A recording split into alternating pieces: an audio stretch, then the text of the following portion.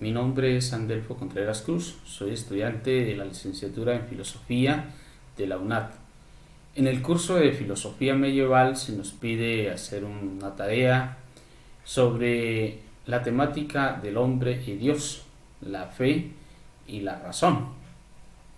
Por eso en este día quiero compartirles sobre un gran hombre llamado Agustín, Agustín de Hipona, un filósofo y teólogo, y este hombre encaja muy bien aquí en esta temática del hombre y Dios. Por un lado, por una primera parte, Agustín es un hombre humano que se deja llevar por las bajas pasiones, por la sexualidad, por todo aquello que tiene que ver con el cuerpo, con las cosas del cuerpo.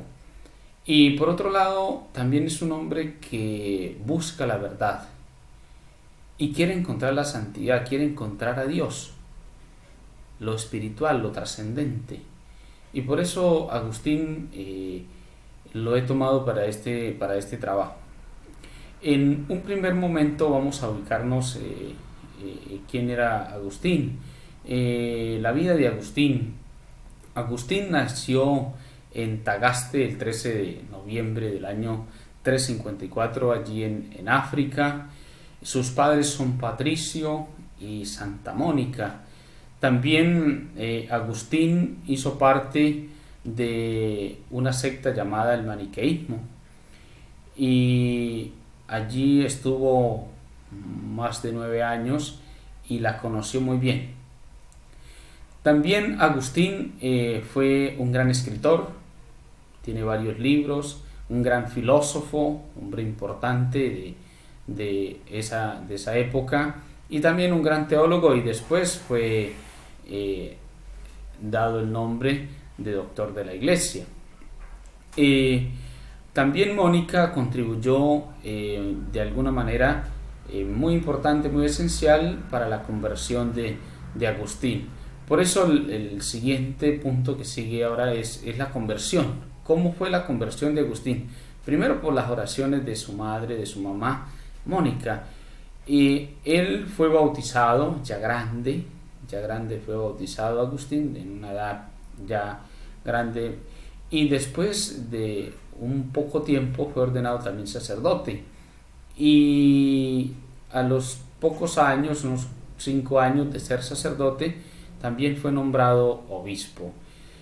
Después de tener el obispado siguió escribiendo, tiene varios libros muy importantes, y también dio esos aportes a la filosofía. Entonces, ¿cuáles son los aportes que da Agustín a la filosofía? En un primer momento trata de corregir las herejías de su tiempo, de debatir y aquellas ideas contrarias o corrientes contrarias a la fe, sobre todo los maniqueos, los donatistas y el pelagianismo. Esos fueron como los temas a los que él se abocó, se refirió casi todo el tiempo.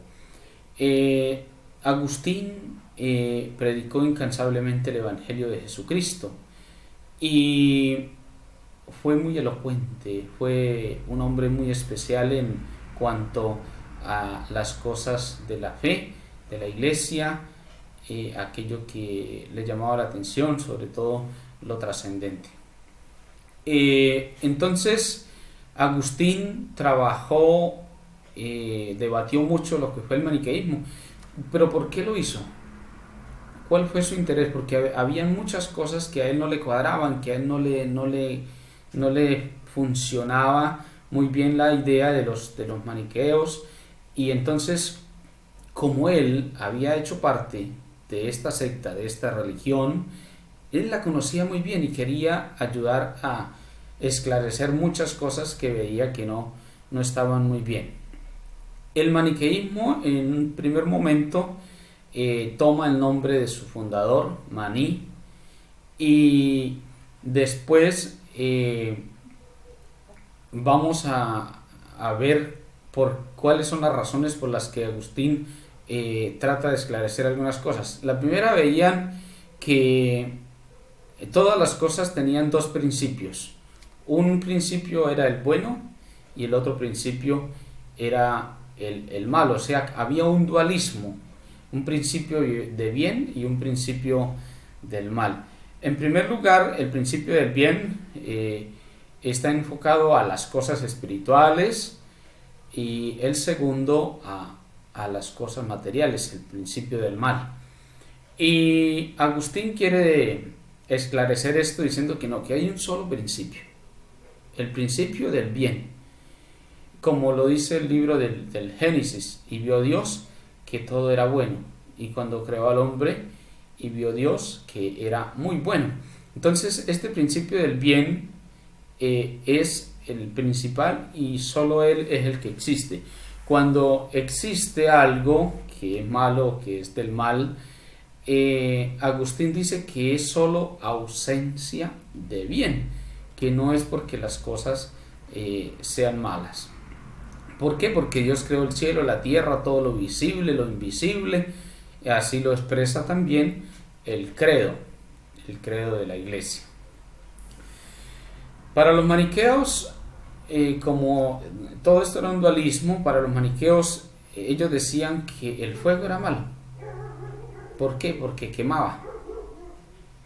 El agua era mala. ¿Por qué? Porque ahogaba a las personas, acababa con las cosas, acababa con aquello que era la persona, ¿no? Y después Agustín dice que esto tiene que esclarecerse, que el fuego no es del todo malo, porque el fuego sirve para muchas cosas buenas. El agua sirve para muchas cosas buenas, no es mala el agua. Entonces eso es lo que se quiere ir esclareciendo de a poco. En otras palabras, no puede existir el mal absoluto, porque esto es malo, no. Existe alguna cosa que no está bien y que hay que perfeccionarla, hay que acomodarla, hay que mirar de qué manera se puede corregir, pero no es porque sea mal. Para los maniqueos todo lo material era malo. Por ejemplo, el cuerpo, y ellos lo tomaban mucho por allá de Platón, que decía que el cuerpo era la cárcel del alma, y Agustín dice que no, que el cuerpo también puede purificarse y liberarse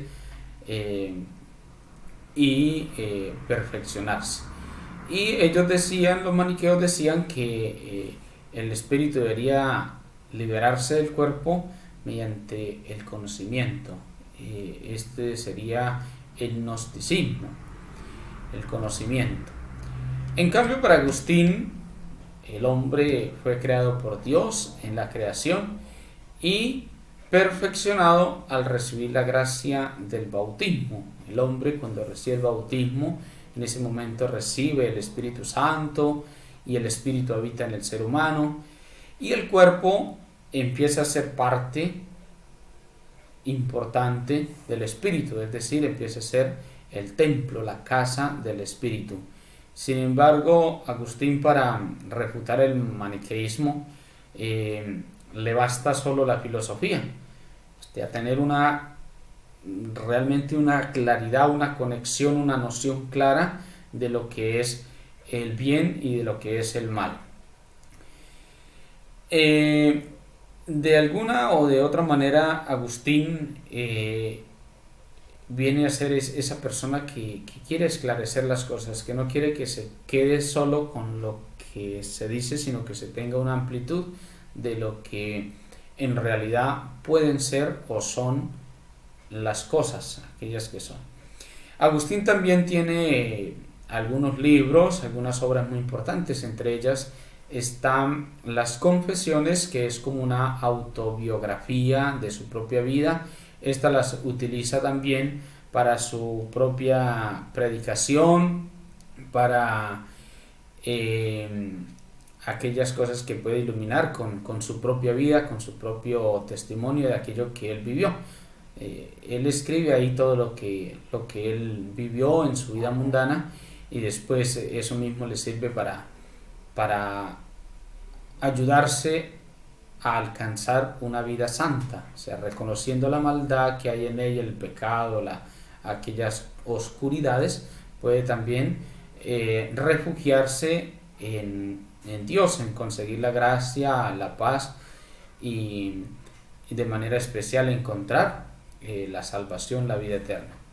Otra de las obras importantes de Agustín es la ciudad de Dios. La ciudad de Dios es escrita contra los paganos. Se dice que esta obra le lleva a Agustín más o menos unos 15 años para realizarla, y allí lo que encontramos es como una confrontación entre la ciudad de Dios celestial y la ciudad terrenal o pagana. En ella encontramos temas muy importantes como el bien y el mal, como el pecado y la culpa, la vida y la muerte, el tiempo y el espacio, y todos esos temas que por ahí resultan importantes en el camino de la vida. Después, Agustín muere en el año 430, a los 72 años, un 28 de agosto. Y una curiosidad muy importante también de Agustín es que se encuentra con la Sagrada Escritura, con un texto de la Sagrada Escritura donde el Señor le dice que no quiere la muerte del pecador, sino que se convierta y viva. Y este texto es del libro de los Romanos, en el capítulo 13, versículos 13 y 14, donde le dice que hay que dejar las lujurias, la rivalidad, las envidias, los desenfrenos, el pecado, y enfocarse en la vida eterna. Así que San Agustín es este gran personaje muy importante que lo lleva a uno a seguirse empapando de todos estos temas tan importantes para la vida y para la vida actual, porque son tan actuales día a día. Siempre hay controversias, temas que discutir, temas que tratar, temas que resolver, pues despejar dudas. Así que le agradecemos a Agustín todo ese esfuerzo por esclarecer siempre aquello que en su época era importante y dudoso. Muchas gracias por su atención y nos vemos en una próxima oportunidad.